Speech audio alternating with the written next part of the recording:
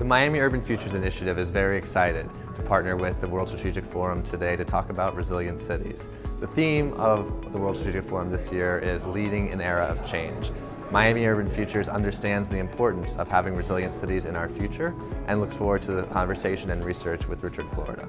Today's forum is entitled Building Resilient Economies, and it seeks to identify those challenges facing the 21st century urban landscape, which hinders urban centers from fully addressing the needs of their citizenry, as well as identify what the various actors in the city can do both procedurally and substantively to tackle those challenges.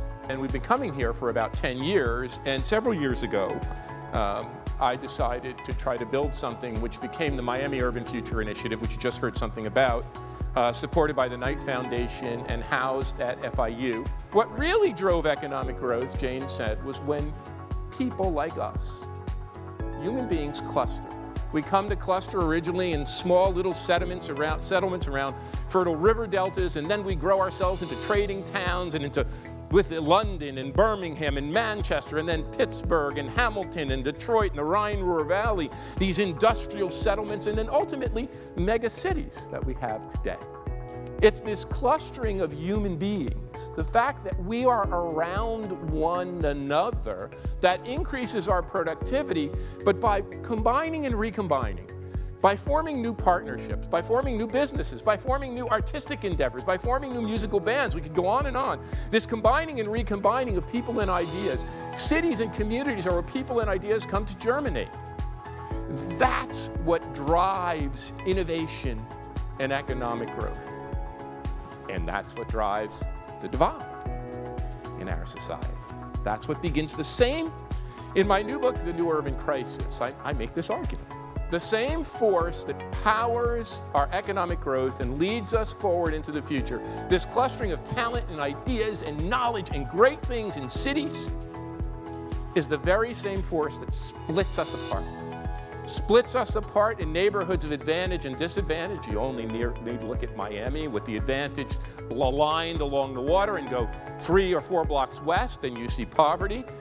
Splits us between advantaged regions and less advantaged regions and creates a different kind of political framework. And so where we are today, dealing with the issue around housing, dealing with the issues around transportation, dealing with the issue around poverty, inequalities, and so on, that provides us with a tremendous challenge.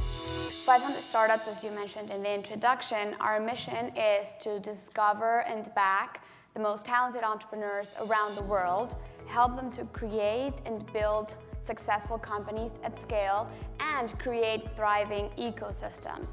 This is the world's most powerful economic aggregate, more powerful than the EU, more powerful than the Asian trade bloc, and something that we need to take advantage of. And the way we take advantage of it is by working with these city, regional, and mega regional units.